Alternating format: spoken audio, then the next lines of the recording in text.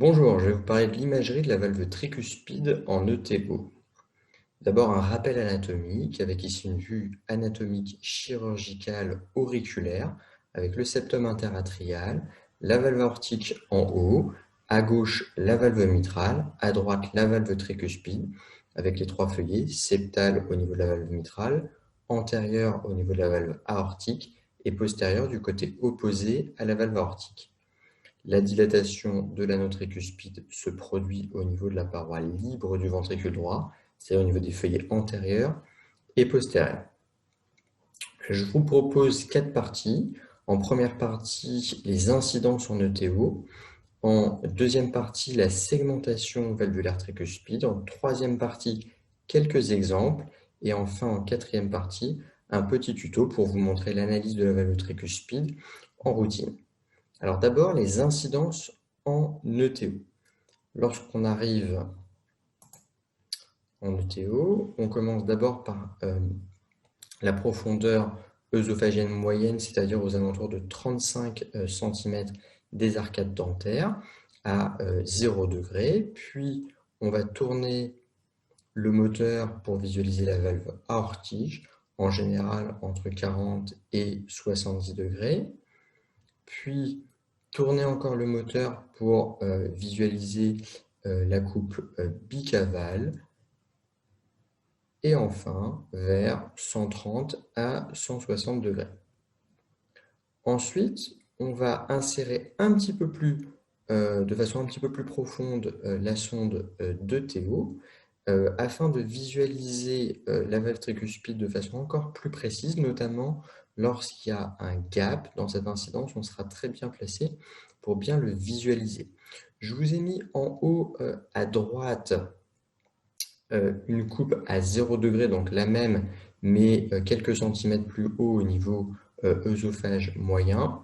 Comme vous pouvez voir, les différences sont le fait que lorsque vous allez plus profondément, vous allez annuler la visualisation du septum interatrial et vous ne verrez plus également la valve mitrale. Donc un peu plus profond, quelques centimètres en dessous, on ne visualise plus le septum interatrial et on ne visualise plus la valve mitrale.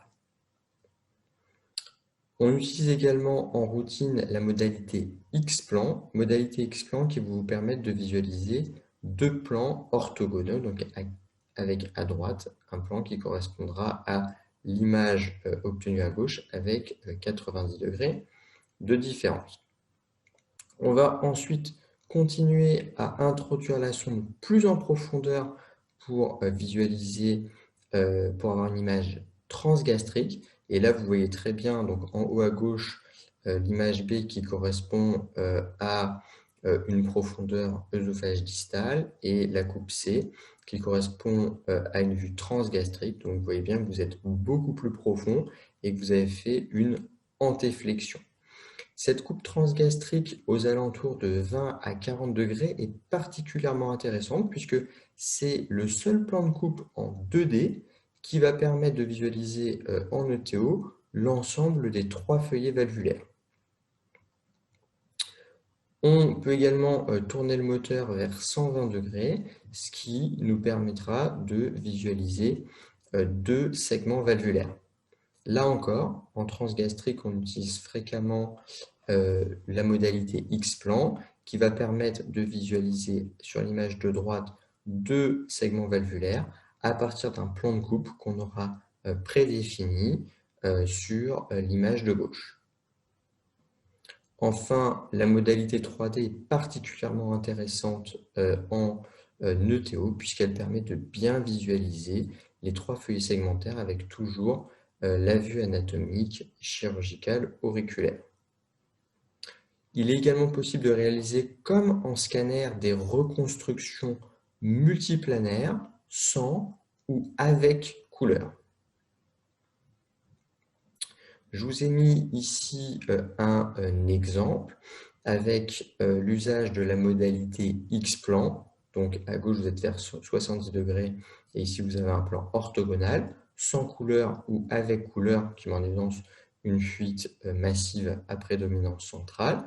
En bas, des images d'ETO 3D ETO 3D avec l'utilisation de la modalité TrueView qui permet d'avoir une meilleure analyse de l'aspect tissulaire.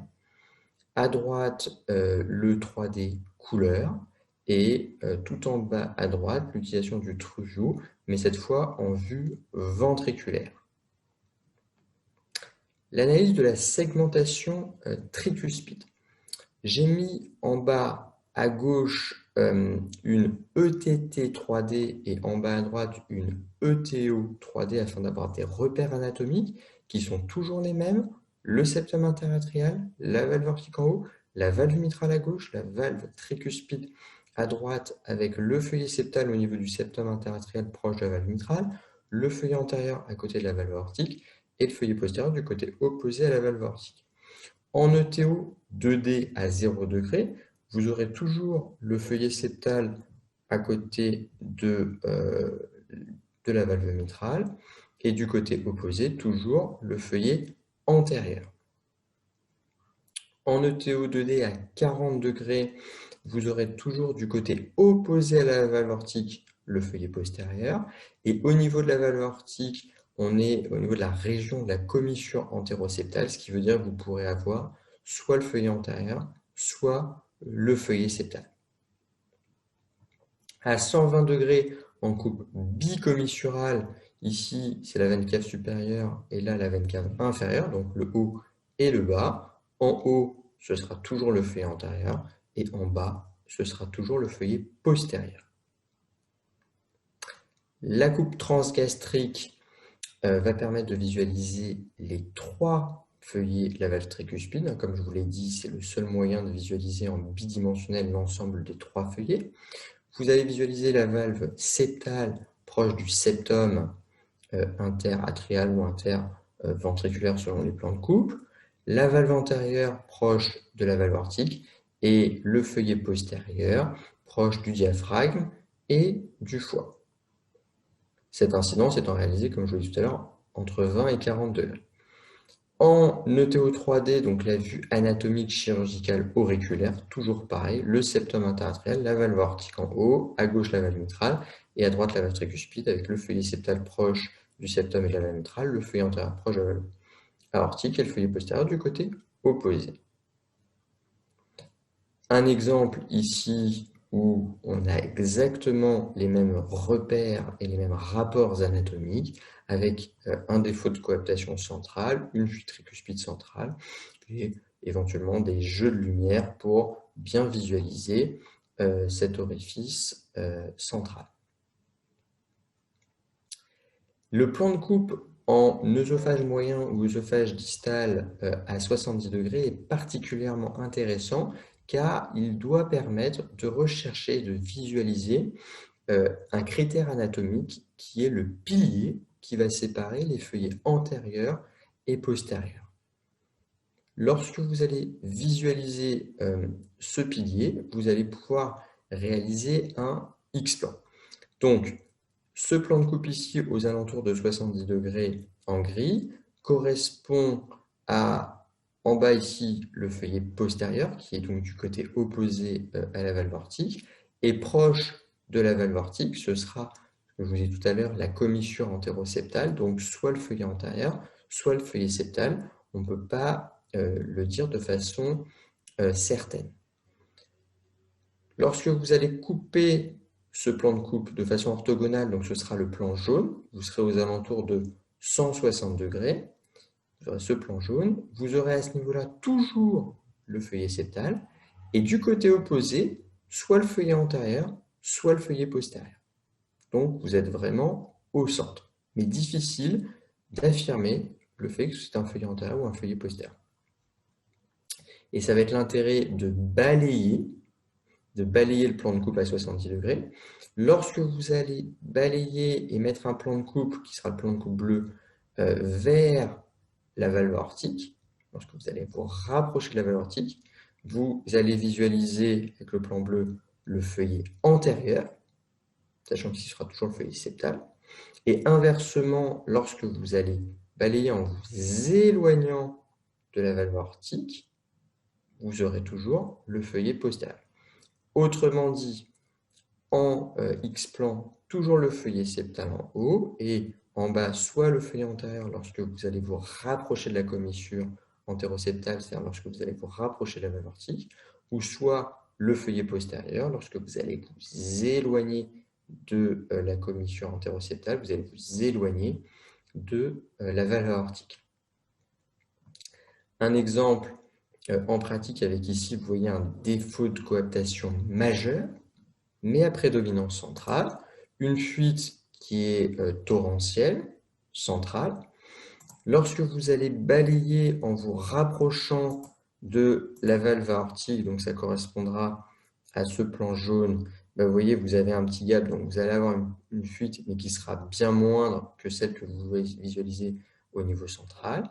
De même, lorsque vous allez balayer de l'autre côté, c'est-à-dire en vous éloignant de la valve aortique, en vous rapprochant de la valve postérieure, vous aurez ici donc un gap qui sera moins marqué qu'au centre, avec ici le feuillet septal et là le feuillet postérieur, et une fuite qui sera beaucoup moins marquée.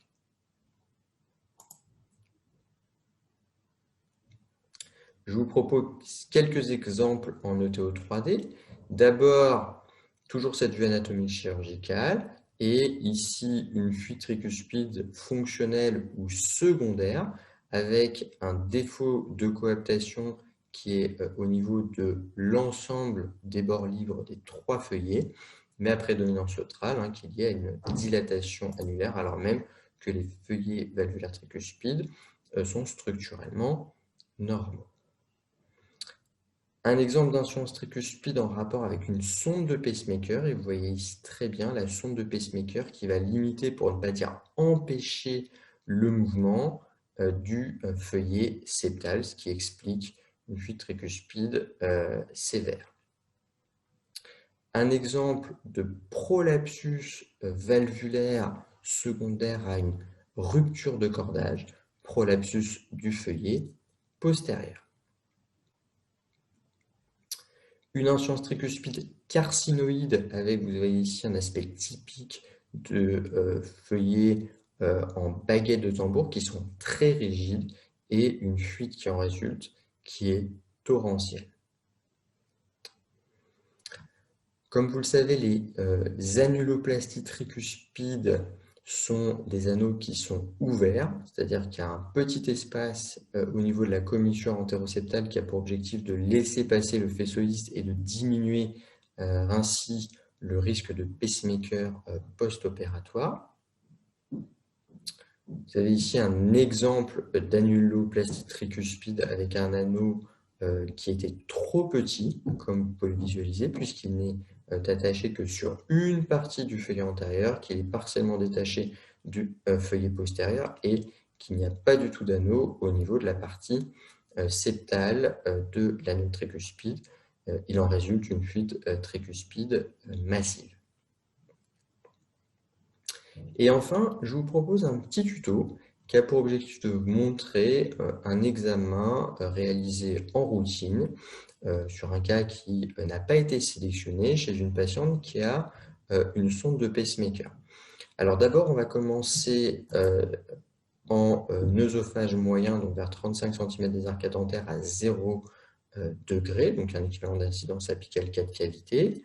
Ensuite, on va mettre la couleur qui va avoir un ordre d'idée du degré de sévérité de l'insuffisance tricuspide. Ensuite, on va faire, en appuyant sur le zoom 3D, donc l'acquisition d'un volume dynamique de la valve tricuspide qui doit inclure l'ensemble de la valve tricuspide. Donc, vous allez élargir le volume pour visualiser l'ensemble de la valve. Ensuite, on va utiliser la modalité Quick View qui va permettre de resserrer le cadre afin de se focaliser sur la zone d'intérêt qui est la valve tricuspide. On va tourner le plan afin d'avoir toujours la vue anatomique dont je vous ai parlé. Et là, vous pouvez remarquer que les feuillets tricuspides étant beaucoup plus fins que les feuillets mitraux, en fait, on manque de gain et donc on va rajouter du gain. Comme vous pouvez le voir, sur le système de la valve mitrale, vous diriez qu'il y a trop de gains. On a besoin d'augmenter ces gains pour bien visualiser la valve tricuspide, avec ici le défaut de coaptation centrale et en bas la sonde de pacemaker, défaut de coaptation qui est associé à la fuite tricuspide en Doppler couleur. On va ensuite utiliser la modalité TouchView, TrueView qui va permettre d'améliorer finalement l'analyse tissulaire des feuillets. Et vous visualisez très bien le défaut de coaptation centrale et la sonde de pacemaker qui apparaît entre le feuillet septal et le feuillet postérieur. Ensuite, on va se mettre à 70 degrés, la recherche du pilier entre les feuillets antérieurs et postérieurs, la réalisation de l'X-plan sans et avec couleur. Vous voyez que c'est au niveau de la zone centrale que se situe le gap principal. Défaut de coaptation que l'on va pouvoir mesurer en faisant un zoom. Et donc une mesure précise du gap entre les deux feuillets.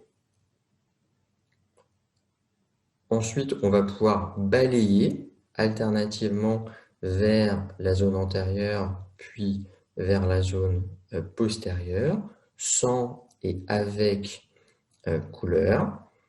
Donc là, on est au niveau de la zone antérieure. Ensuite, on va se rapprocher plutôt de la zone postérieure, de la zone où se trouve le pacemaker qui en général gêne une bonne coaptation et qui est une zone de régurgitation, comme vous pouvez le constater lorsque l'on met le Doppler couleur.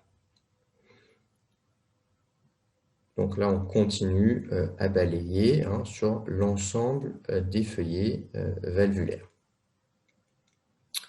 Ensuite, on va revenir à 70 degrés, puis on va tourner pour aller vers 150-160 degrés, qui est souvent la zone où on va visualiser les feuillets antérieurs et septales, et c'est souvent la zone où se trouve le gap le plus marqué.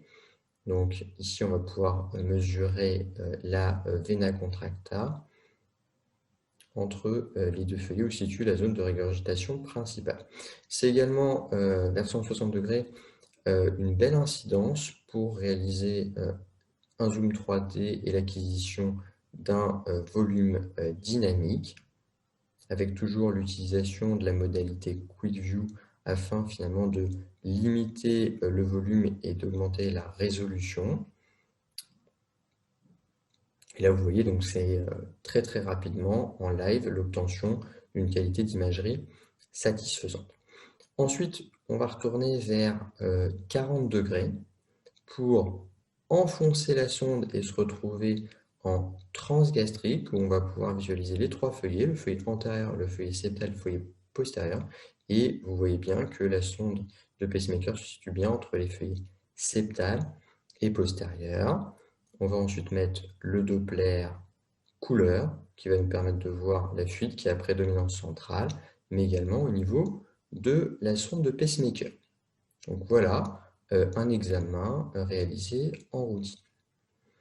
Pour conclure, l'imagerie de la valve tricuspide en ETO nécessite l'utilisation de plusieurs profondeurs et plusieurs plans de coupe, avec le 2D, le X-plan et le 3D, pour l'analyse anatomique, pour préciser l'étiologie, le mécanisme de l'insuffisance tricuspide, la sévérité de l'insuffisance tricuspide, et le traitement, qu'il soit chirurgical ou surtout percutané, avec l'utilisation de l'ETO pour le bilan pré-procédural et pour le guidage périprocédural.